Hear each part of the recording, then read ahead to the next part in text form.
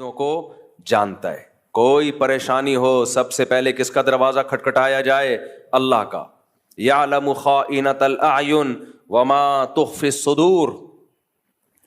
وہ آنکھوں کی خیانت کو بھی جانتا ہے, سینوں کے رازوں کو بھی جانتا ہے. هو اعلم بکم اذ انتم اجنۃ فی بطون امہاتکم. جب تمہاری ماں تمہیں نہیں جانتی تھی, ماں کے پیٹ میں تھے تم, وہ اس وقت سے تمہیں جانتا ہے, تم سے محبت کرتا ہے, ماں سے بھی 70 گنا زیادہ. علی کل شیء قدیر ہے, اس کی عظمت ہے, اس کا جلال ہے. لہذا جب بھی پکارا جائے گا, وہ پکار جو اسباب سے ہٹ کے ہے. اسباب کا مطلب کیا ہے؟ مجھے پیاس لگ رہی ہے, میں کہتا ہوں پانی چاہیے, آپ جائیں گے اٹھ کے کولر سے پانی نکالیں گے لے آئیں گے. یہ وہ مدد نہیں ہے, یہ تو ہر ایک سے مانگی جاتی ہے. ایک مدد وہ ہوتی ہے اس کے ارادے کا نام. جب وہ کسی چیز کا ارادہ کرتا ہے تو دو کام کرتا ہے, یا تو ویسے اسباب پیدا کر دیتا ہے یا بغیر سبب کے کام کر دیتا ہے. وہ بغیر سبب کے کام کرے, اس کو معجزہ اور کرامت کہتے ہیں. سمجھ میں آ رہی ہے بات؟ اس کو کیا کہتے ہیں؟ معجزہ اور کرامت. کوئی سبب نہیں ہے, کر دیا اس نے. جیسے بنی اسرائیل میں ایک بندہ مر گیا, قرآن سے پتہ چلتا ہے اور آسمانی کتابوں سے بھی. قاتل کا پتہ نہیں چل رہا تھا, بڑے پھڈے ہو رہے تھے, بے گناہ لوگوں پہ الزامات لگ رہے تھے. اللہ نے اس مقتول کو زندہ کیا, اور اس مقتول نے کھڑے ہو کے نام بتایا, میرا قاتل یہ اللہ نے مدد کی سبب کے بغیر. یہ ہوتا ہے یہ معجزہ. کرامت بزرگوں کی ہوتی ہے اور معجزہ پیغمبروں کا. فرق صرف اتنا ہے کہ کرامت پر ایمان ضروری نہیں ہے جب تک کہ وہ قطعی دلیل سے ثابت نہ ہو. اگر قطعی دلیل کے بغیر ہے تو اگر آپ کو بیان کرنے والے پر اعتماد ہے تو مان لیں, بیان کرنے والے کے بارے میں آپ کا خیال ہے پھینک رہا ہے لمبی لمبی, تو نہیں مانے آپ. ان معجزے کا انکار نہیں کر سکتے آپ. لیکن قرآن میں کچھ کرامتیں ایسی ہیں کہ ہیں وہ کرامت لیکن ماننی پڑیں گی, کیونکہ بیان کون کر رہا ہے؟ قرآن بیان کر رہا ہے. اسی طرح بیان کرنے والا قابل اعتماد ہے, آپ کو پتا ہے یہ جھوٹ نہیں بولے گا, پھر بھی آپ انکار کر رہے ہو, تو یہ کرامت کا انکار نہیں ہے, پھر خدا کی قدرت کا انکار ہے. میں نے شہیدوں کے خون کی خوشبو خدا کی قسم اپنی ناک سے سونگھی ہے. اب جس کو مجھ پہ اعتماد ہوگا مان لے گا یار اللہ کی قدرت ہے, بندہ شہید ہوا اور اس کے خون سے اللہ نے خوشبو پیدا کر دی. لیکن آپ کو اگر مجھ پہ اعتماد نہیں ہے, آپ کا خیال ہے یہ مولوی صاحب پھینکو ہیں, تو نہ مانو آپ. لیکن آپ کا خیال ہے کہ مولوی صاحب پھینکو نہیں ہے, کیوں پھینکوں گا بھائی, کیوں جھوٹ بولوں گا میں؟ اتنی بڑی قسم مسجد میں ممبر پہ بیٹھ کے کیوں اٹھاؤں گا؟ اس کے باوجود بھی اگر آپ انکار کر رہے ہو کہ نہیں جی شہید کے خون سے خوشبو آ ہی نہیں سکتی, تو پھر یہ ہمارا انکار نہیں ہے, پھر یہ خدا کی قدرت کا انکار ہے. یہ وہی لا مذہبیت ہے, الحاد ہے, جس کی بیس پہ لوگوں نے خدا کا انکار کیا ہے. کیونکہ آج بہت سے لوگ بابوں کی کرامتوں کا انکار کرتے کرتے لمٹ کراس کر چکے ہیں, کرامت کے وجود ہی کے منکر ہو گئے ہیں. یہ غلط ہے. کسی بھی چیز کے اعتدال سے اس پہ رد کیا جائے گا. سمجھ میں آ رہی ہے کہ نہیں آ رہی بات؟ توحید یہ نہیں ہے کہ آپ کرامتوں کا انکار کرتے ہیں. توحید, کرامت کا وجود تو توحید کی بڑی دلیل ہے کہ یہ اللہ کی قدرت ہے. تو مدد اسباب سے ہٹ کے کون کرتا ہے؟ بولو اللہ. اب اللہ جب مدد کرتا ہے تو دو طریقے ہوتے ہیں اس کے, یا تو بغیر سبب کے کر دے گا, جیسے میں نے مثالیں دی. فرعون کو, موسیٰ علیہ السلام کو فرعون سے کیسے بچایا؟ ناکامی کے نقشے پہلے پیدا کیے. حضرت موسیٰ علیہ السلام نکلے بنی اسرائیل کو لے کر, گھوڑے پہ جا رہے ہیں, دوڑتے ہوئے راستہ بھلا دیا اللہ نے, صحیح ہے نا؟ آگے پانی ہے, سمندر ہے, پیچھے فرعون. بنی اسرائیل نے کہا انا لمدرکون, مارے گئے, بس آگے پانی, پیچھے اتنا بڑا لشکر گئے.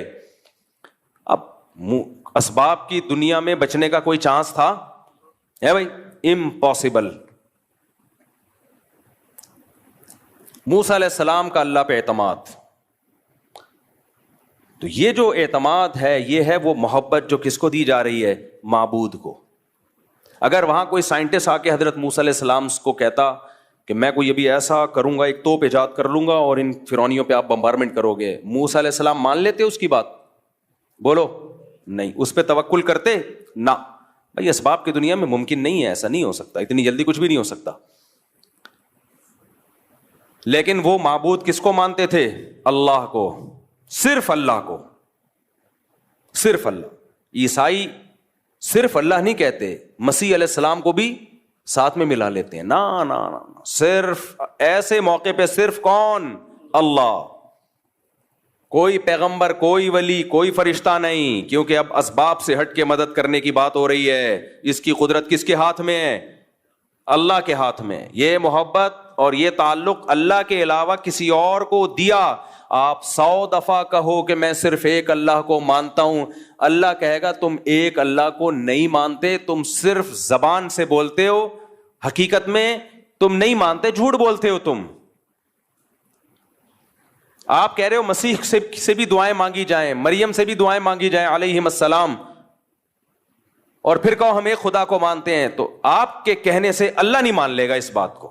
اللہ کہے گا میں نہیں مانتا, میں اس کو مانوں گا کہ یہ ایک خدا کو مانتے ہیں جو مصیبتوں میں صرف کس سے مانگے گا؟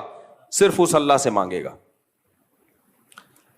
تو موسیٰ علیہ السلام نے اس موقع پہ کیا کہا؟ ان معی ربی, میرے ساتھ کون ہے؟ اللہ. کیا مطلب؟ وہ مدد کرنا چاہے گا تو کر دے گا. حضرت موسیٰ کے علم میں بھی نہیں تھا کہ کیسے کرے گا, کیونکہ اب تک تو حضرت موسیٰ نے لاٹھی کو سانپ بنتے ہوئے دیکھا تھا نا, تو یہ لاٹھی سانپ بن کے کتنے فرعونیوں کو کھا لیتی بھائی, کیا خیال ہے؟ پیچھے سے سینکڑوں ہزاروں کا لشکر آ رہا ہو اور آپ کے ہاتھ میں ایک اژدہا ہو, وہ اژدہا کچھ کر لے گا؟ کچھ بھی نہیں کر پائے گا. وہ کتنوں کو کھائے گا وہ؟ بلکہ آنے والا سب سے پہلے اژدہا پہ وار کرے گا کہ پہلے اس کو قتل کرو. تو اللہ مدد کرتا ہے بعض دفعہ بغیر سبب کے, کہتا ہے چلو بھائی. اللہ نے پھر موسیٰ علیہ السلام کو وحی کی کہ یہ لاٹھی کو آپ پانی پہ ماریے. حضرت موسیٰ نے لاٹھی پانی پہ ماری اور فکان کل فرق کالطود العظیم, وہ جو پانی تھا 2 پارٹ میں ڈیوائڈ ہو کے پہاڑوں کی طرح کھڑا ہو گیا, سارا جمع ہو گیا ایک طرف. اس سے بھی پتا چلتا ہے کہ معجزہ ہو یا کرامت ہو, اس میں ولی یا پیغمبر کے ارادے کا دخل نہیں ہوتا. بہت سے لوگ کہتے ہیں جب موسیٰ علیہ السلام لاٹھی کو سانپ بنا سکتے ہیں, سمندر کے 2 ٹکڑے کر سکتے ہیں, تو ہمارے نبی مشکل کشا کیوں نہیں ہو سکتے؟ بھائی نہ موسیٰ علیہ السلام مشکل کشا, نہ سید الانبیاء مشکل کشا. مشکل کشا صرف ایک اللہ کی ذات ہے جس کے پاس اختیارات ہیں. حضرت موسیٰ کے پاس اگر سمندر کو توڑنے کا اختیار ہوتا تو خود سے کر لیتے نا یہ کام. وہ تو اللہ نے کہا کہ اے موسیٰ آپ لاٹھی کو پانی پہ ماریے. حضرت موسیٰ کو نہیں پتا کیا ہونے والا ہے, آپ کو جو حکم دیا جا رہا ہے آپ اس پہ عمل کریں. اب یہاں ایک سوال پیدا ہوتا ہے کہ لاٹھی کو پانی پہ مارنے کی کوئی سائنٹیفک لاجک ہے؟ کبھی دنیا میں ایسا ہوا کہ لاٹھی کو پانی پہ ماریں تو پانی ٹھہر جائے؟ ہل جاتا ہے اور زیادہ. تو سوال پیدا ہوتا ہے کہ اللہ ڈائریکٹ کیوں نہیں اللہ نے کر دیا؟ موسیٰ علیہ السلام نے اللہ سے کہا کہ اللہ ہماری مدد کر, اللہ نے کہا ٹھیک ہے, اور پانی کو روک دیا اللہ نے. کیا خیال ہے بھائی؟ روک دیتے اللہ تعالیٰ کلمہ کن کی طاقت سے, چلو بھائی نکل جاؤ. موسیٰ کو کیوں کہا جا رہا ہے علیہ السلام کو کہ لاٹھی مارے پانی پہ؟ کیوں؟ اللہ تعالیٰ کے کاموں میں نا ایک حکمت نہیں ہوتی, ایک کام میں 20 حکمتیں حاصل ہوتی ہیں. موسیٰ کلیم اللہ کی لاٹھی پانی پہ اس لیے مروائی جا رہی ہے کہ لوگوں کے دلوں میں موسیٰ کی فضیلت بھی بیٹھے کہ اللہ یہ کام خود بھی کر سکتا تھا لیکن اپنے کلیم کی لاٹھی سے یہ کام لے رہا ہے, یہ بتانے کے لیے کہ اس سے میرا جو تعلق ہے, وہ موسیٰ کلیم اللہ سے جو مجھے محبت ہے, وہ تم میں کسی اور سے وہ محبت نہیں ہے. اس کی لاٹھی سے میں سمندر کے 2 حصے میں ٹکڑے کروں گا. تو جیسے اللہ پیغمبر کی فضیلت کو بیان کرنے کے لیے کام خود کرتا ہے, لاٹھی اور ہاتھ پیغمبروں کا استعمال کرتا ہے, ایسے ہی بعض ولی اللہ ہوتے ہیں جن کی فضیلت کو بیان کرنے کے لیے کام اللہ کرتا ہے, ہاتھ کس کا استعمال ہوتا ہے؟ بزرگ کا, تاکہ لوگوں کو پتا چلے کہ سارے بابے 2 نمبر نہیں ہوتے, کچھ بابے 1 نمبر بھی ہوتے ہیں. بعض لوگوں نے بابوں کا انکار کرتے کرتے خود بابے بن گئے اور باقی سارے بابوں کی نفی کر دی. یہ غلو ہے. سمجھتے ہو جب نہیں پڑھو گے رات کو تو کیسے سمجھو گے بات کو؟ دیکھو سلیمان علیہ السلام نے کہا کہ ایکم یاتینی بعرشھا قبل ان یاتونی مسلمین، اپنے دربار میں کہا ملکہ سبا اپنے کنٹری سے آ رہی ہے، اس کے آنے سے پہلے کون ہے جو اس کا تخت اٹھا کے لے آئے گا؟ ایک جن نے کہا میں لے آؤں گا، اتنی ٹائم لگے گا اس میں، ایسا نہیں ہوگا ڈھن گیا، تھوڑا ٹائم لگتا ہے آنے میں اور جانے میں۔ ایک بزرگ تھے جن کے پاس انجیل کا زبور کا علم تھا، انہوں نے کہا انا آتیک بہ قبل ان یرتد الیک طرفک، اے پیغمبر آپ کی پلک جھپکنے سے پہلے میں وہ تخت حاضر کروں گا۔ یہ کہا اور تخت حاضر۔ تو یہ کیا تھا؟ معجزہ تھا یا کرامت تھی؟ کرامت، کیونکہ غیر نبی کے ہاتھ پہ، اور ہر ولی کی کرامت پیغمبر کا معجزہ ہوتا ہے، پیغمبر کا معجزہ، کیونکہ وہ ولی کے ہاتھ پہ کرامت اسی لیے ظاہر ہوتی ہے کہ وہ اس پیغمبر پر ایمان لاتے ہیں، اگر ایمان نہ لاتے تو وہ کرامت ظاہر نہیں ہوتی۔ تو یہ پیغمبر کی فضیلت ہے۔ اب یہ لوگ کہتے ہیں سلیمان علیہ السلام کے ہاتھ پہ تو کرامت ظاہر ہوئی نہیں، بزرگ کے ہاتھ پہ ہو گئی، یا آج کل لوگ کہتے ہیں نا ہم جب بزرگوں کی کرامتیں بیان کرتے ہیں، یہ کرامت یہ کریں صحابہ کے ہاتھ پہ تو ہوئی نہیں، تم لوگ کے بزرگوں کے ہاتھ پہ ہو گئی۔ یہ ممکن ہے کہ ایک کی فضیلت زیادہ ہو اس کے ہاتھ پہ کرامت ظاہر نہ ہو، اور ایک کی فضیلت کم ہو اس کے ہاتھ پہ کرامت ظاہر ہو جائے، یہ ممکن ہے۔ سلیمان علیہ السلام کا مقام زیادہ تھا، وہ تخت نہیں لے کر آئے، بزرگ کا مقام کم تھا، انہوں نے سیکنڈوں میں تخت حاضر کر دیا۔ اب جو شرک ذہنیت والے لوگ ہیں وہ کہیں گے دیکھو اللہ نے بزرگوں کو بھی اختیارات دے رکھے ہیں، سیکنڈ میں تخت یہاں سے وہاں اٹھا کے لے آئے، اسی لیے ہم داتا دربار پہ جاتے ہیں کہ وہ سیکنڈوں میں حمل ٹھہروا دیں۔ میاں بیوی میں حمل نہیں ٹھہر رہا، دوائیں کھا کھا کے پاگل ہو گئے، تو وہاں جائیں گے تو حمل ٹھہر جائے گا، صحیح ہے نا؟ ایک دفعہ جائیں گے حمل ٹھہر جائے گا، ان کو پاس یہ اختیارات ہیں۔ ہم جائیں گے تو ہمارے آنے والی مصیبتوں کو وہ دور کر دیں گے۔ جب ان کو کہا جاتا ہے یہ تو شرک ہے تو کہتے ہیں پھر سلیمان علیہ السلام کے دور کے بزرگ نے یہ جب کیا شرک، وہ بھی تو شرک تھا، تو جواب کیا ہے؟ بھائی وہ بزرگ نے نہیں کیا، وہ کس نے کیا ہے؟ اللہ نے کیا ہے، وہ اللہ نے کیا ہے۔ اللہ نے اس بزرگ کے دل میں الہام کر دیا تھا میں یہ کام کرنے والا ہوں اور اس کے لیے میں نے آپ کی سلیکشن کی ہے، قبول ہے؟ انہوں نے کہا ہاں ہو گیا۔ اگر ان بزرگ کے پاس یہ اختیارات ہوتے تو وہ تو تخت ہی دائیں بائیں کرتے رہتے بیٹھ کے۔ کیا خیال ہے؟ آج اگر کوئی بزرگ ہو جس کے پاس یہ اختیار ہو، وہاں سے وہ امریکہ کے صدر کا تخت اٹھا کے یہاں لے آئے، اس کی اب تخت کا دور گیا، اب کرسیاں آ گئی ہیں کہ جی امریکہ کے صدر کی کرسی چاہیے مجھے تاکہ میں بیٹھ کے اس پہ صدر امریکہ بن جاؤں، ٹھک کرسی آئی۔ تو وہ صاحب کیا کرتے؟ یہ جو لوڈنگ کا جتنا کام ہے ان کا سارا بزنس ٹھپ۔ کیا خیال ہے بھائی؟ ہمیں فرنیچر چاہیے گھر میں، جی بیٹی کی شادی ہے، جہیز کے لیے لالو کھیت گئے یا طارق روڈ گئے لوڈنگ کے لیے، یار اس بزرگ کو فون ملا یہ بیڈ کسی سے نہیں اٹھ رہا ہے، ٹھک بیڈ دلہن کے کمرے میں، بلکہ دلہن ہی اٹھوا کے لے آؤ، رخصتی کی ضرورت کیا ہے؟ گاڑی جائے گی، پوں پوں پوں، وہ باجے بجیں گے، پھر جوتا چھپائی اور 20 قسم کے خرچے ہیں۔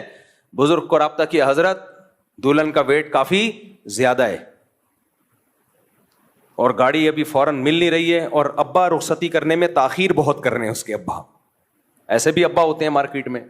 بزرگ کیا کرتے؟ بھائی میرے اتنے ریٹ ہیں اور میں صدقہ کروں گا کیونکہ میں بزرگ ہوں، وہ کھاؤں گا نہیں، میں مختلف علاقوں میں تعاون کروں گا، اتنے پیسے دے، ٹھک دلہن کہاں؟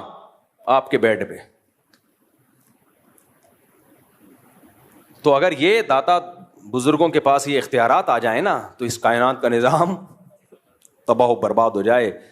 تو وہ جو سلیمان علیہ السلام کے پاس جو بزرگ تھے وہ بھی ایک ہی دفعہ تخت لے کر آئے ہیں، ایسا نہیں ہے کہ بار بار تخت دائیں سے بائیں کرتے رہیں بیٹھ کے۔ وہ تو اللہ نے دل میں ڈال دیا کہ میں ایک دفعہ آپ کے ہاتھ پہ یہ کرامت ظاہر کرنا چاہتا ہوں۔ تو کرامت اسی طرح ہی ہوتی ہے، اختیارات نہیں آ جاتے کسی کے پاس کہ جب کریں جیسے کریں وہ فوراً ہونا شروع ہو جائے، یہ نہیں ہوتا۔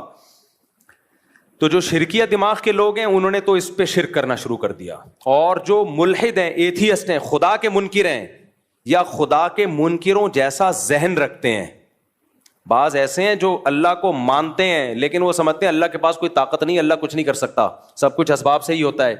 تو یہ بھی ملحدانہ سوچ کے حامل ہیں. تو یہ والے اسکالر بھی بزرگوں کی کرامت کا انکار کرتے ہیں کہ ایسا کیسے ہو گیا, ایسا کیسے ہو گیا. تو سمجھ لو یہ اصل میں تو لیبل یہ لگا رہے ہیں کہ ہم شرک کی نفی کر رہے ہیں, لیکن شرک کی نفی کی آڑ میں اصل میں اللہ کی قدرت کا انکار کر رہے ہیں, یہ کہ اللہ یہ نہیں کر سکتا. لہذا یہ ہر کہانی کو, ہر کرامت کو بولتے ہیں کہانیاں. ہر کرامت کو کیا بولتے ہیں؟ کہانیاں سنا رہا ہے. بھائی کچھ کرامت کے واقعات مستند ذریعے سے ہوتے ہیں. فضائل اعمال میں جو کرامت کے واقعات بیان کیے گئے ہیں وہ شیخ الحدیث مولانا زکریا نے خود بیان نہیں کیے, وہ جن لوگوں کی کتابوں سے بیان کیے ہیں وہ سارے مستند لوگ ہیں. ان میں بہت سے تو بخاری مسلم اور حدیث کی کتابوں کے راوی ہیں. اگر آپ ان کو جھوٹا قرار دو گے تو آپ کو حدیث پہ اعتماد ختم ہو جائے گا. تبھی یہ جتنے لوگ ہیں نا جو فضائل اعمال کی کرامتوں پہ اعتراض کرتے ہیں, یہ مولانا زکریا کو تو بولتے ہیں کہ انہوں نے کہانیاں سنائی ہیں. جس کتاب سے مولانا زکریا نے وہ کرامت کا واقعہ لیا ہوتا ہے اس کتاب کے مصنف کو کبھی نہیں کہتے کہ یہ جھوٹا ہے. نہیں آ رہی میرا خیال ہے بات.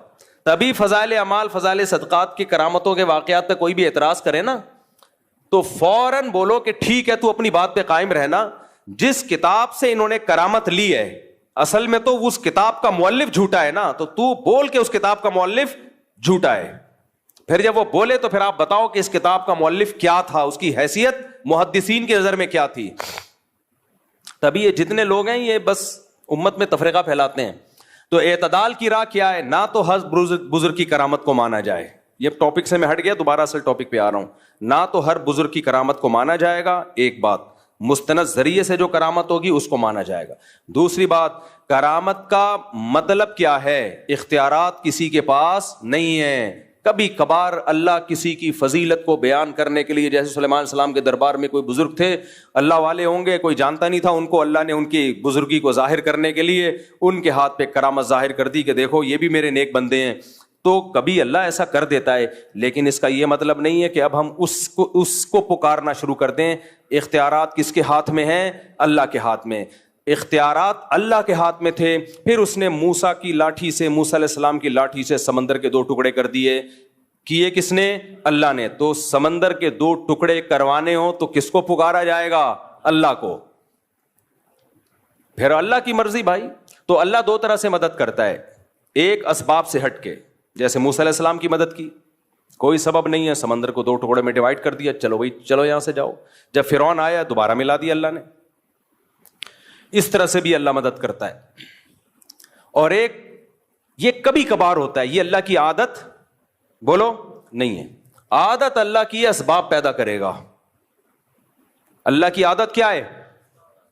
مثال کے طور پر آپ کمارے چھڑے چھاٹ اللہ سے دعا مانگ رہے ہو میں بھی صاحب اولاد بن جاؤں, تو ایسا نہیں ہوگا آپ کو حمل ٹھہر جائے اور بچہ پیدا ہو جائے. نا.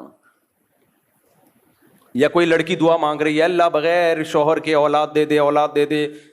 کوئی آ کے مولوی صاحب کہیں گے تیرا دماغ خراب ہے, شوہر کے بغیر اولاد نہیں ملتی. ہو کیا معاذ اللہ نقل کفر کہ حضرت مریم کو بھی تو بغیر شوہر کے مل گئی تھی. بھائی وہ ونس اپون اے ٹائم. کبھی اللہ ایسا کرتا ہے کہ اسباب کے بغیر مدد کر لیتا, ونس اپون اے ٹائم, ورنہ ایسا نہیں ہوتا. معجزے کرامات بہت کم ہوتے ہیں اور ان پر شرعی حکم کا مدار نہیں ہوتا. خوب سمجھ لو, شریعت جو ہمیں فیصلے کرنے کا حکم دیتی ہے وہ معجزوں اور کرامتوں کو دیکھ کے نہیں بلکہ گراؤنڈ ریئلٹی کو سامنے رکھ کے فیصلے کرنے کا حکم دیتی ہے. معجزے کرامت صرف اللہ اپنی قدرت بیان کرنے کے لیے کہ میں یہ بھی کر سکتا ہوں, اس کے زیادہ اس کی حیثیت نہیں ہے. مثال کے طور پر آپ فرار ہوئے, کسی ملک میں جنگ چھڑ گئی, آپ بھی مظلوماً فرار ہوئے وہاں سے, اور آپ نے وہ والا راستہ اختیار کیا جہاں سمندر ہے. اب کوئی کہہ رہا ہے بھائی وہاں سمندر ہے, پاگل کہاں جائے گا, آگے نہیں ہے, ادھر سے انڈا موڑ سے لیفٹ سائڈ پہ مڑ جا, ادھر سے ہوتا ہوا گلشن اقبال سے ہوتا ہوا ٹھٹھا کی طرف نکل جا. وہ کہہ رہا ہے نہیں میں کہاں جاؤں گا, سینڈ سپٹ اور ہاکس بے کی طرف جاؤں گا. کسی نے کہا وہاں آگے راستہ بند ہو رہا ہے. کہے گا تجھے اللہ کی قدرت پہ یقین نہیں ہے, موسیٰ علیہ السلام بھی تو اسی ٹریک پہ چلے تھے, آگے راستہ بند تھا, اس خدا نے اپنی قدرت دکھائی اور سمندر کو 2 حصوں میں تقسیم کر دیا. تو میں جب وہاں جاؤں گا آگے اللہ اپنی قدرت سے کشتیاں بھیج دے گا, اللہ اپنی قدرت سے سمندر کو پھاڑ دے گا تو ہم کہیں گے تیرا دماغ ہو گیا ہے خراب.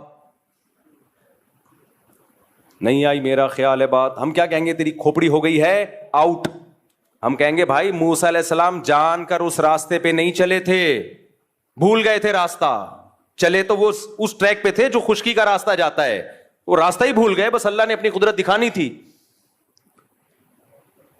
کہ نہیں تم اللہ کی قدرت کے منکر ہو, کیا اللہ سمندر کو 2 حصوں میں تقسیم نہیں کر سکتا؟ بھائی کر تو سکتا ہے, تو اللہ کرے گا, کر تو سکتا ہے, لیکن تجھے یہ کس نے کہا کہ کرے گا؟ ایک دفعہ مجھے یاد ہے کوئی مجھے مشورہ دے رہا تھا, کوئی ایسے بے احتیاطی والا مشورہ دے رہا تھا. میں نے کہا یار حالات ٹھیک نہیں ہے, اس طرح میرا جانا ایسے موقع پہ وہاں ٹھیک نہیں ہے, آج کل تھریٹس بہت ہیں, تھوڑا پرانی بات ہے, جان کا خطرہ ہے. اس نے کہا اللہ نے چاہا تو اللہ بچائے گا. میں نے کہا اگر اللہ نے نہیں چاہا تو تیرا باپ بچائے گا پھر؟ نہیں اللہ نے چاہا تو اللہ بچا لے گا. یہ تو ہمیں پتا ہے اللہ نے چاہا تو بچائے گا, لیکن مجھے پتا ہے کہ اللہ چاہتا ہے کہ نہیں چاہتا. میں بلیچ پی رہا ہوں, اللہ نے چاہا تو اللہ بچا لے گا. مجھے پتا ہے یہاں فلاں جگہ پہ دہشت گردی ہے, قتل و غارت ہو رہے ہیں, نہیں جاؤ بھائی وہاں پہ, بم پھٹ رہے ہیں, حالات خراب ہیں, اللہ نے چاہا تو اللہ بچا لے گا. تو ٹھیک ہے, بہت سے لوگوں کو اللہ نے بچایا بھی ہے. اب کراچی کے جو حالات خراب چل رہے تھے, جگہ جگہ بم دھماکے ہو رہے تھے, بنارس لوگ جاتے تھے نا, وصیت کر کے جاتے تھے کہ میں بنارس جا رہا ہوں. بنارس والا ادھر آتا تھا, وصیت کر کے آتا تھا میں انڈا موڑ آ رہا ہوں. ایسی جنگ چل رہی تھی, لوگوں نے کہا ویزے لے کے جاؤ بھائی. تو کراچی کے حالات دیکھے ہیں نا, تو اس میں کہا جاتا تھا بھائی گھر سے باہر مت نکلو. نہیں جی اللہ بچائے گا. اللہ نے چاہا تو اللہ بچائے گا, یقیناً اللہ نے چاہا تو بچائے گا, لیکن اللہ چاہے گا کہ نہیں چاہ رہا ہے یہ ہمیں معلوم نہیں ہے. تو تو چاہتا ہے کہ اللہ چاہے کہ میں بچوں, لیکن اللہ بھی چاہتا ہے کہ تو جو چاہتا ہے وہ ہو. تو اس لیے معجزوں اور کرامتوں پر فیصلے نہیں کر سکتے آپ. اس کی ایک اور مثال, جب ایک شرعی حکم لوگوں کو بیان کیا جاتا ہے کہ بغاوت کے لیے یا جہاد کے لیے ضروری ہے کہ آپ کے پاس پراپر تیاری ہو, دشمن سے لڑنے کی طاقت ہو. اس طاقت کے بغیر آپ کو نہ جنگ کرنے کی اجازت ہے, نہ مسلح بغاوت کی اجازت ہے. جب تک آپ کے پاس پاور نہیں ہے, سامنے ٹینک ہیں آپ کے پاس, اس کے مقابلے میں نہ ٹینک ہے نہ جہاز ہے, کچھ بھی نہیں ہے, تو آپ کیسے بغاوت کرو گے؟ لوگ کہتے ہیں بدر میں کیسے ہو گیا تھا, 313 نے 1000 سے مقابلہ کیا, اور خالد ابن ولید نے 60 سے 60,000 کا حصار توڑا. بھائی بدر میں 313 کا جو 1000 سے مقابلہ تھا وہ نبی کے ارادے سے نہیں تھا, وہ تو کسی اور ارادے سے نکلے تھے. تو مشرکین نے اچانک 1000 کا لشکر لے کے آ گئے, تو وہ تو اس کے علاوہ کوئی راستہ ہی نہیں تھا. تبھی پھر مدد اللہ کی طرف سے نازل ہوئی ہے. تو وہ معجزہ تھا کہ 313,000 پہ غالب آ گئے. نبی خود 313 کو لے کے مکہ پہ چڑھائی کے لیے کبھی بھی نہیں نکلے. نبی مکہ پہ چڑھائی کے لیے اپنے ارادے کے ساتھ اس وقت گئے ہیں جب 10,000 کا لشکر تیار ہوا ہے, پھر آپ نے مکہ پہ اٹیک کیا ہے. سمجھ میں آ رہی ہے بات کہ نہیں آ رہی ہے؟ دیکھو 13 سال مکہ میں آپ نے جہاد نہیں کیا. کچھ لوگ کہتے ہیں ایمان نہیں بنا تھا. نا نا نا نا, اس وقت کا جو ایمان تھا وہ بعد میں اس لیول کا ایمان تو کبھی بن ہی نہیں سکتا, کیونکہ قرآن کہہ رہے جو ہجرت سے پہلے ایمان لے آئے نا ان کا ایمان سب سے تگڑا ہے. بلال حبشی کا ایمان رضی اللہ عنہ, ابو بکر کا ایمان, عمر بن خطاب کا ایمان, سیدنا علی کا ایمان, سیدنا عثمان کا ایمان, سیدنا عبداللہ بن مسعود کا ایمان. یہ وہ لوگ تھے جب اسلام انتہائی کمزور تھا, ایسے پاورفل ایمان والے لوگ تھے یہ. اس وقت منافق کا تصور ہی نہیں تھا, لیکن آپ نے جہاد کیا اس 13 سال میں. بولو صبر صبر صبر صبر کی تلقین. اتنا ظلم ہوا ہے, خباب ابن ارت رضی اللہ تعالیٰ عنہ نبی کے پاس آئے کہ مجھے میرا مالک جو ہے آگ کے انگاروں پہ لٹاتا ہے, اور اتنے بڑے بڑے کھڈے پڑ گئے تھے کمر میں. یا رسول اللہ الا تستنصر لنا, آپ اللہ سے ہمارے لیے مدد کی دعا کیوں نہیں کرتے؟ تو خباب ابن ارت یہ بھی تو کہہ سکتے تھے یا رسول اللہ آپ تلوار اٹھائیں ہم جہاد کرتے ہیں, یا نبی کہتے تلوار اٹھاؤ ہم کیا کرتے ہیں جہاد. نہیں کیا, آپ نے فرمایا صبر کرو, ایک دن آنے والا ہے کہ ایک عورت زیور سے آراستہ ہو کے صنعاء تک چلے گی, اتنا لمبا راستہ طے کرے گی, کوئی اسے خوف نہیں ہوگا, ایسا امن دنیا میں قائم ہونے والا ہے. لیکن تستعجلون, تم جلدی کر رہے ہو, تو کیوں تلوار نہیں اٹھائی؟ اس لیے کہ بہت تھوڑے تھے اور کافر بہت زیادہ پاور میں تھے. گراؤنڈ ریئلٹی اور اسباب کو سب سے زیادہ فوکس اسلام کرتا ہے. تبھی تو مسلمان دنیا میں مار کھا رہے ہیں, بیٹھے ہوئے پھینک رہے ہوں گے, بس باتیں کر رہے ہوں گے, کسی بھی چیز کا کوئی سبب اختیار نہیں کرتے. نہ صحت کا سبب, بے موقع توکل. تو نبی نے مکہ میں 13 سال صبر کیا ہے, کیونکہ طاقت بولو نہیں تھی. اتنے سے لوگ نہیں لڑ سکتے بھائی, اتنوں سے. حضرت بلال کے سینے پہ پتھر رکھے جا رہے ہیں, وہ پتھر نہیں ہٹا سکتے, اور ایسی قوم کو حکم دیا جائے کہ تم ان کے خلاف کیا کرو, لڑائی شروع کر دو. وہاں اتنا کر سکتے تھے کہ جان بچا کے مکہ سے نکل جائیں. جان بچا کے کیا کریں, یہ نکلنا بڑا مشکل تھا, مکہ والے نکلنے نہیں دے رہے تھے. اس کے لیے آپ صلی اللہ علیہ وسلم نے پلاننگ کی ہے. جب مشرکین نے آپ کے قتل کا فیصلہ کیا تو اللہ نے وحی کی کہ اب آپ مکہ سے نکل جائیں, کیونکہ یہ آپ کو قتل کرنا چاہتے ہیں. تو اس کے لیے بھی پلاننگ کی ہے کہ مکہ اور مدینہ کا جو راستہ تھا وہ استعمال نہیں کیا گیا, کیونکہ مشرکین کو پتا تھا اسی ٹریک پہ چلے ہوں گے. نہ اپوزٹ والا راستہ جو مدینہ سے دور کر دیتا ہے, اس راستے پہ آپ چلنا شروع ہوئے. تو آپ تو معجزہ اور کرامت, آپ کے ہاتھ پہ تو معجزے ظاہر ہوتے تھے. آپ کہتے بھائی چلو نکلو یار, بچانے والا کون ہے؟ اللہ ہے بھائی. جس اللہ نے موسیٰ کو بچا لیا سمندر کے 2 ٹکڑے کر کے, وہ مجھے کیوں نہیں بچائے گا؟ چلو نکلو. نہ فرمایا یہاں سے نہیں ادھر سے جائیں گے, تاکہ کسی کو شک ہی نہ ہو, کسی کو وہم ہی نہ ہو. تو معجزے اور کرامت کے واقعات سن کے نا, یہ صرف اللہ کی قدرت پہ ایمان لانا ہے ہم نے, کہ اللہ کبھی کبھار اس طرح بھی مدد کر لیتا ہے. کرنا وہی ہے جو اسباب کہہ رہے ہیں. کتنے شوگر کے مریضوں کو دیکھا ہے رسگلے کھا رہے ہوتے ہیں, کہتے ہیں موت تو ایک دن لکھی ہوئی ہے اور اللہ ہے بچانے والا. تو میں ان سے کہتا ہوں موت لکھی ہوئی ہے, تیری بہت جلدی لکھی ہوئی ہے, کیونکہ اللہ کو پتا تھا یہ شوگر کا پیشنٹ ہے, لڈو کے ڈبے کھا جائے گا, لہذا اگلی 1 جنوری سے پہلے فرشتوں کو آرڈر ہوا ہوتا ہے کہ اس کی لکھی ہوئی ہے 31 دسمبر کے 12 بجنے سے پہلے اس کو اٹھا لینا, ڈیٹ چینج نہیں ہونی چاہیے. لکھا ہوا تو ہوتا ہے, لیکن وہ لکھا ہوا ہماری حرکتوں کے حساب سے ہی ہوتا ہے. سمجھ میں آ رہی ہے بات کہ نہیں ہے؟ موت لکھی ہوئی ہے, لیکن اس میں حرکتیں بھی لکھی ہوئی ہیں کہ یہ اتنی جلدی مر جائے گا. کیوں؟ کام سارے مرنے والے کرے گا یہ, اس لیے کیا ہو جائے گا, جلدی مرے گا. تو موت کا ایک دن یقیناً متعین ہے, لیکن اس کے اسباب بھی متعین ہیں. سمجھتے ہو کہ نہیں سمجھتے ہو؟ تبھی مسلمانوں میں آپ دیکھ لو, موٹا ہے تو موٹا ہی ہوتا چلا جا رہا ہے, پھیلتا چلا جا رہا ہے. غیر مسلم اسباب کو فوکس کر رہے ہیں, وہ صبح اٹھ کے ورزش بھی کرتے ہیں. میں تھائی لینڈ میں گیا تو فجر کی نماز کے بعد میں نے دیکھا فل مارکیٹیں کھلی ہوئی ہیں, ایسے جیسے کھچا کھچ رش ہوتا ہے بازار میں. ابھی سورج نکلا ہے اور ان کی مارکیٹیں فل. ہمارے یہاں تصور ہے 12 بجے بھی مارکیٹیں نہیں کھلی ہوتی. تو یہ قوم صحت مند رہ سکتی ہے؟ کھائے جا رہے ہیں. میرے صرف پراٹھے والے بیانات کو فوکس کیا ہوا ہے, ورزش والے بیانات کو فوکس کیا ہی نہیں ہے. تو نہ کوئی فزیکل ایکٹیویٹی ہے, نہ کوئی, پھر بیمار ہوتے ہیں. بھائی اللہ, بیماری بھی اللہ کی طرف سے, صحت بھی اللہ کی طرف سے. اللہ بہت بڑے ہیں, یقیناً اللہ بہت بڑے ہیں, اسی وجہ سے تجھے ان لڈوؤں کی وجہ سے بیمار کر رہے ہیں, اسی وجہ سے کر رہے ہیں تجھے.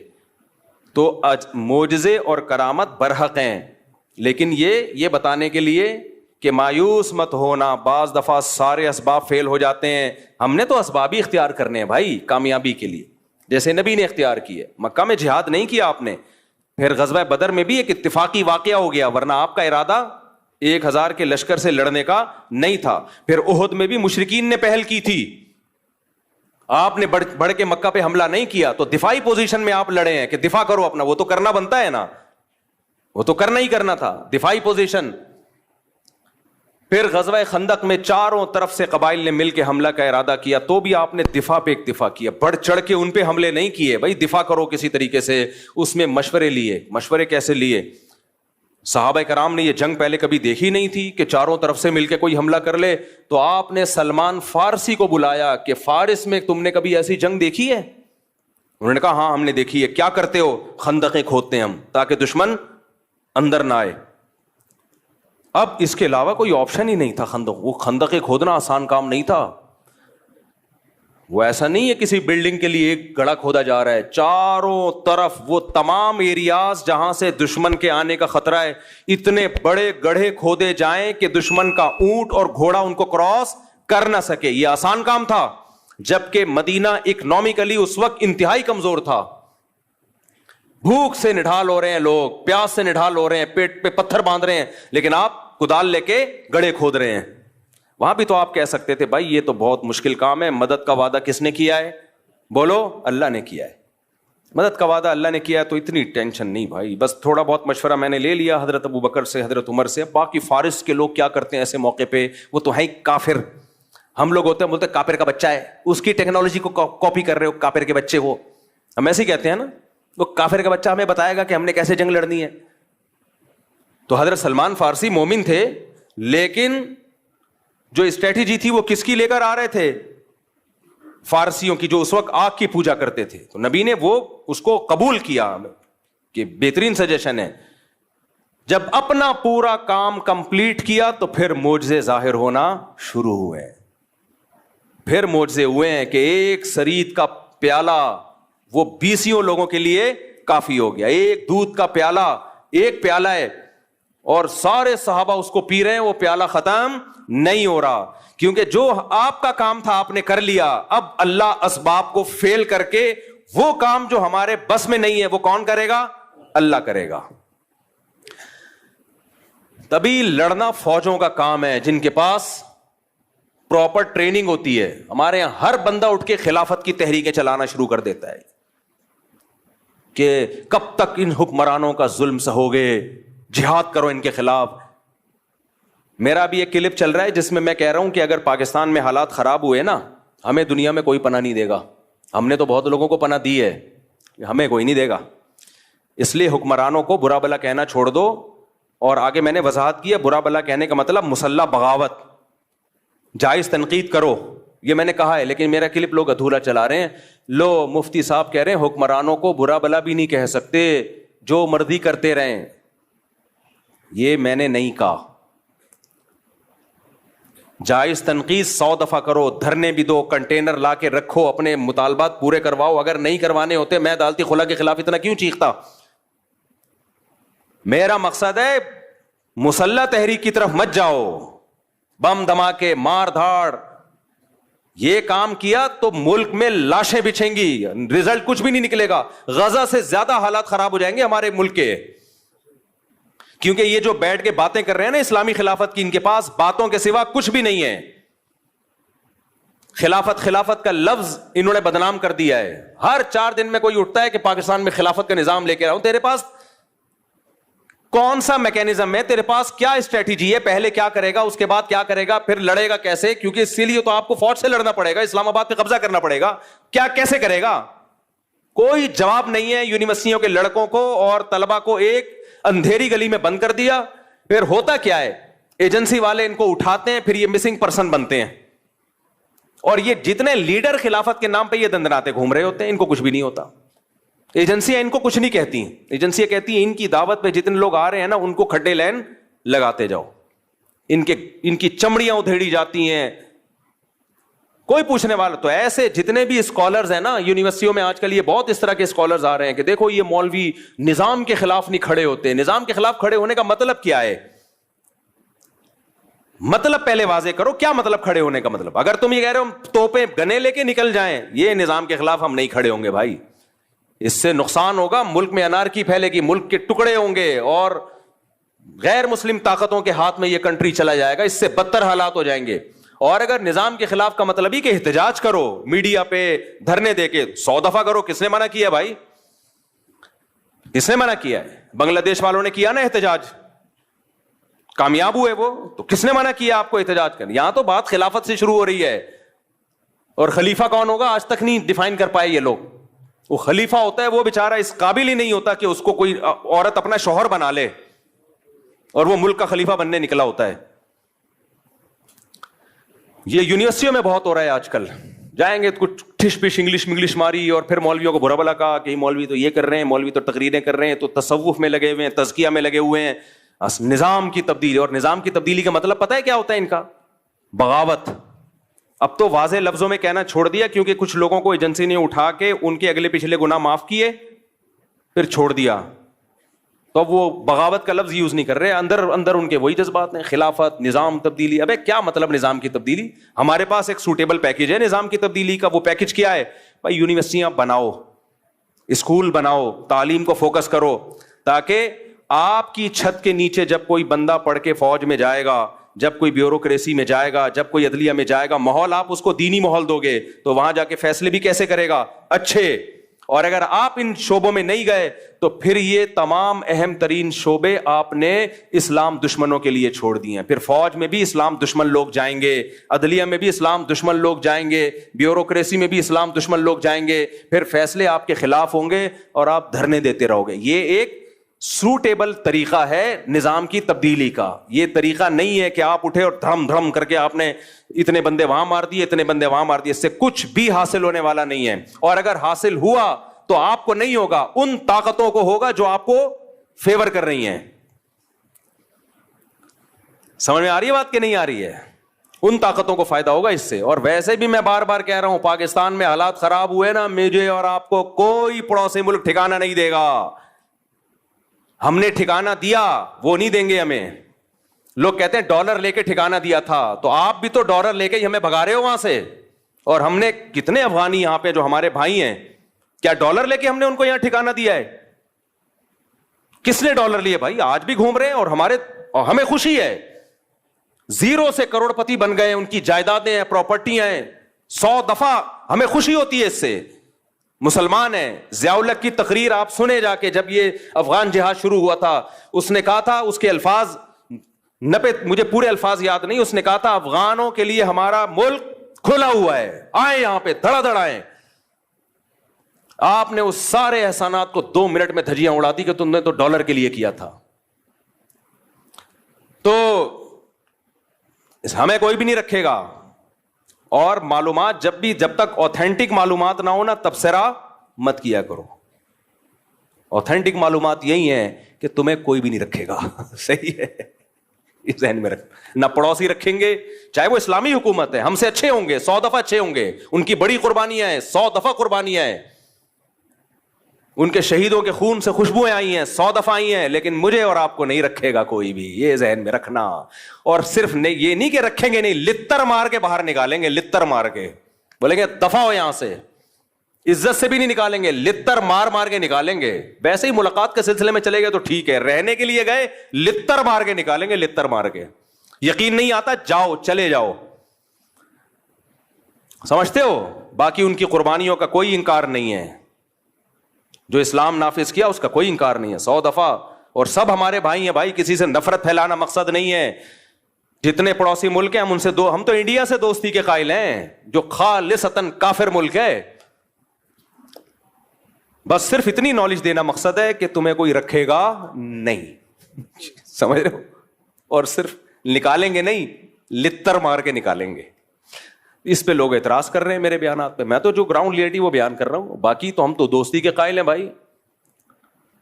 اور جو بھی ہیں پڑوسی ملک کے ہمارے بھائی ہیں, 100 دفعہ آج بھی ہم ان کے لیے قربانی دینے کے لیے تیار ہیں, 100 دفعہ تیار ہیں. اس کو ہم سب سے بڑا جہاد سمجھتے ہیں. لیکن میں یہ بتا رہا ہوں کہ بس جو ظرف آپ کا ہے وہ ساری دنیا کے سب لوگوں کا نہیں, اس لیے اپنے ملک کی حفاظت کرو. آج ہم کسی کو پناہ بھی اس لیے دے رہے ہیں, دے بھی اس لیے رہے ہیں کہ ہمارے پاس ایک کنٹری ہے. نہیں ہوا ختم. جب بات کو میں سمیٹ کے ختم کرتا ہوں تو اللہ 2 طرح سے مدد کرتا ہے انسانوں کی. بعض دفعہ اسباب کے بغیر, جیسے معجزے اور کرامات. لیکن اللہ کی عادت کیا ہے؟ اسباب پیدا کر دیتا ہے. کیا پیدا کر دیتا ہے بھائی؟ اسباب. ایسی جگہ سے اسباب پیدا کرتا ہے جہاں سے آپ کا گمان بھی نہیں ہوتا. تو پھر ملحد کہتا ہے یار یہ تو سبب سے ہو رہا ہے نا, یہ تو سبب سے ہو رہا ہے, یہ تو سبب سے ہو رہا ہے, یہ تو اللہ کہاں کر رہا ہے. بھائی وہ سبب پیدا کس نے کیا ہے؟ اللہ نے کیا ہے. وہ سبب پیدا کرنے والا کون ہے؟ اسلام جو دنیا میں آیا غالب آئے وہ بھی تو اسباب سے آیا نا. وہ اسباب پیدا کس نے کیے؟ اللہ نے کیا. ایسی جگہ سے اللہ اسباب پیدا کرتے ہیں جہاں سے آپ کا گمان بھی نہیں ہوتا. اور بعض دفعہ اسباب فیل کون کرتا ہے؟ اللہ. آپ سمجھتے ہو بہت دولت آ گئی, بہت کچھ ہو گیا, آپ اللہ کو بھلا دیتے ہو, اللہ آپ سے دولت چھین لیتا ہے. چھینتا کیسے ہے؟ سبب پیدا کر دیتا. کوئی ایسی بیماری لگا دی, ساری دولت اس بیماری میں خرچ, جائیدادیں تقسیم ہونا, جائیدادیں بکنا شروع. ایسے لوگ ہم نے دیکھے ہیں, ایک بیماری ہوئی, علاج میں زیرو ہو گئے بالکل, کروڑوں کروڑوں روپے جو انہوں نے کمائے تھے ختم, بھیک مانگنے پہ آ گئے. حضرت حکیم اختر صاحب رحمہ اللہ تعالیٰ ایک واقعہ بیان کیا کرتے تھے, ابھی بھی ان کا بیان انٹرنیٹ پہ پڑا ہوا ہے, کہ گلشن اقبال میں ایک سیٹھ صاحب رہا کرتے تھے, ہر وقت مولویوں کی برائی, مولوی ایسے مولوی ایسے. کچھ لوگوں کو پتہ نہیں, کوئی اللہ وافر میں کوئی بچپن میں کچھ الٹے سیدھے واقعات شاید ہو جاتے ہیں ان کے ساتھ, کسی 2 نمبر مولوی کے, تو ہر مولوی کو برا سمجھتے ہیں. بھائی ہر مولوی برا نہیں ہوتا ہے یار, تو ان کو ٹھڑک ہو جاتی ہے, کوئی مولوی ایسے مولوی ایسے مولوی ایسے. ایک صاحب مجھے ملتا ہی مولوی ایسے مولوی ایسے مولوی ایسے مولوی 2 نمبر. نے کہا کیا ہو گیا بھائی؟ پھر انہیں واقعہ سنایا کہ بچپن میں جو ان کے ساتھ ہوا تھا, کوئی قاری صاحب تھے, کچھ غلط ہو گیا. تو میں نے کہا یار ایک نے غلط کر لیا آپ کے ساتھ, جو 100% اس قاری کو چھتر لگاؤ سالے کو, لیکن یہ تھوڑی کہ سارے قاری ایسے یار, سارے مولوی ایسے. ایک ونس اپون اے ٹائم آپ کے ساتھ ہو گیا, اور آپ کو بھی تو چاہیے تھا نا کہ تھوڑا سا اتنا, اس کی تو 100% غلطی ہے, لیکن آپ نے جو اندھا اعتماد کیا, وہ کہہ رہے میں تو بزرگ سمجھ کے گیا تھا اس کے پاس. تو بزرگ بھی بعض بڑے ڈینجرس قسم کے ہوتے ہیں. 2 قسمیں تو بزرگوں کی ہیں نا, 2 نمبر اور 1 نمبر. تو بعض دفعہ ایسا ہو جاتا ہے جس کی وجہ سے پھر آدمی کہتا ہے. تو وہ حکیم اختر صاحب نے فرمایا کہ وہ ہر وقت مولوی ایسے, عالم ایسے, بزرگ ایسے, نہ نماز نہ روزہ نہ زکوٰۃ. اس کو معدے کا کینسر ہو گیا. کینسر جب ہوا ہے تو حالت خراب, ڈاکٹر نے کہہ دیا اتنے دن کے مہمان ہو. اب دبلا ہونا شروع ہو گیا, ہڈیاں وڈیاں جو بیچارے کینسروں کے. تو اس کو اللہ نے توبہ کی توفیق دے دی. اس کو اندازہ ہو گیا جو میری جو دبدباہٹ اور روب, اور سارے ڈاکٹر آج سائنس اپنی ترقی کی انتہا کو پہنچی ہوئی ہے, 1 کروڑپتی آدمی کو زندگی نہیں دے سکتی. جوان بھی تھا, اس کو اندازہ ہو گیا بھائی یہ سب مادی اسباب کی 2 ٹکے کی حیثیت نہیں ہے, موت اپنی آنکھوں سے نظر آ رہی. حکیم اختر صاحب نے فرمایا کہ اس نے سارے علماء کو بلایا, سب سے معافیاں مانگی, بھائی مجھ سے غلطی ہوئی ہے, توبہ کی اور دنیا سے چلا گیا. یہ پرانے زمانے کے ملحد تھے, جب لتر پڑھتے تھے تو اللہ یاد آ جاتا تھا. آج کے ملحد اتنا ڈھیٹ ہے نا, صبح و شام عذاب اپنی آنکھوں سے دیکھے, پیسے ابو جہل کی طرح. کہ عبداللہ بن مسعود اس کی سینے پہ بیٹھے ہوئے ہیں گردن کاٹنے کے لیے. اس کو مان لینا چاہیے تھا نا, اسلام غالب آ گیا. دیکھو 313 کو اللہ نے 1000 پہ غالب کیا, لیکن وہ کیا کہتا ہے, نیچے سے گردن کاٹنا, مرنے کے بعد پتہ چلے کسی سردار کی گردن ہے. سمجھ رہے ہیں, مرنے کے بعد پتہ چلے. آج کے ملحد ایسے ہیں, ابو جہل جیسے. تو اس لیے میرے بھائی جو محبت اللہ کو دینی ہے, وہ محبت کیا ہے؟ پکارنا صرف اس کو ہے. تو کرسچینٹی سے بھائی جو ہمارا مذاق اڑا, ہم ہر مسیحی کو نہیں چھیڑتے, جو اسلام کا مذاق اڑا رہا ہے نا, مسلمانوں میں ٹالرنس نہیں ہے, برداشت نہیں ہے, یہ نہیں ہے, وہ نہیں ہے. بھائی مسلمان کا جرم تمہارے جرموں سے ہلکا ہے.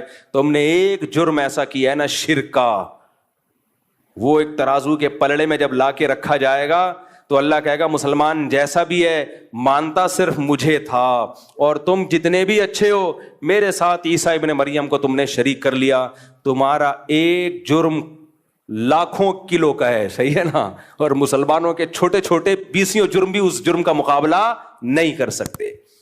اللہ ہمیں عمل کی توفیق عطا فرمائے. موضوع کچھ اور تھا لیکن